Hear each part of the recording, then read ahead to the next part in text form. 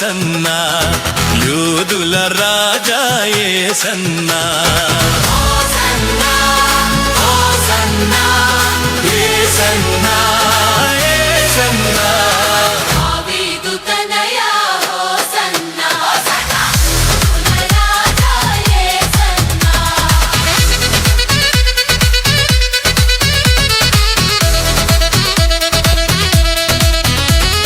గిరులు తరులు సాగరులు తమ వారిని విడిచి యేసునందు విశ్వసించిరి గనక ప్రధాన యాజకులు లాజరును కూడా చంపనాలోచన చేసిరి. మరునాడు ఆ పండుగకు వచ్చిన బహు జన సమూహము యేసు యెరూషలేమునకు వచ్చుచున్నాడని విని ఖర్జూరపు మట్టలు పట్టుకొని ఆయనను ఎదుర్కొనబోయి, జయము, ప్రభువు పేరట వచ్చుచున్న ఇశ్రాయేలు రాజు స్తుతింపబడును గాక అని కేకలు వేసిరి. సీయోను కుమారి, భయపడకుము, ఇదిగో నీ రాజు గాడిద పిల్ల మీద ఆసీనుడై వచ్చుచున్నాడు అని వ్రాయబడిన ప్రకారము యేసు ఒక చిన్న గాడిదను కనుగొని దాని మీద కూర్చుండెను. ఈ చిన్న వాక్యం దేవుడు దీవించును.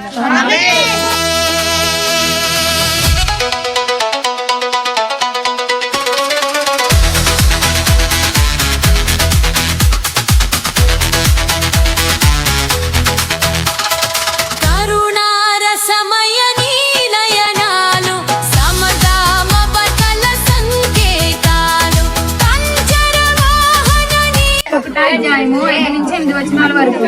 ఇదిగో నీ రాజు పిల్ల పైన చిన్న గాడిదను ఎక్కి నీ వద్దకు వచ్చిచున్నాడని సీయోను కుమారుడితో చెప్పుడి అనుడి. శిశువులు వెళ్లి యేసు తమకు ఆజ్ఞాపించిన ప్రకారము చేసి ఆ గాడిదను దాని పిల్లను తోలుకుని వచ్చి వాటి మీద తమ బట్టలు వేయగా ఆయన బట్టల మీద కూర్చుండెను. జన సమూహములోను అనేకులు తమ బట్టలు దారి పొడుగునా పరిచిరి. ఈ చిన్న వాక్యం దేవుడు దీవించును.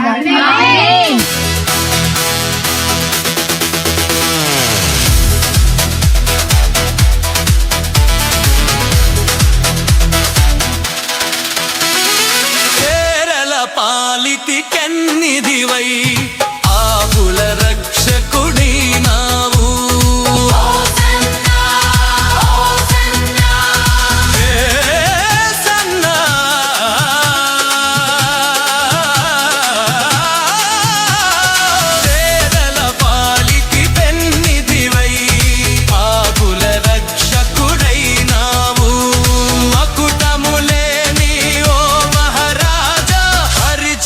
మివిగో మా హృదయాలు దావీదు తనయా హోసన్నా యూదుల రాజా యేసన్నా దావీదు తనయా.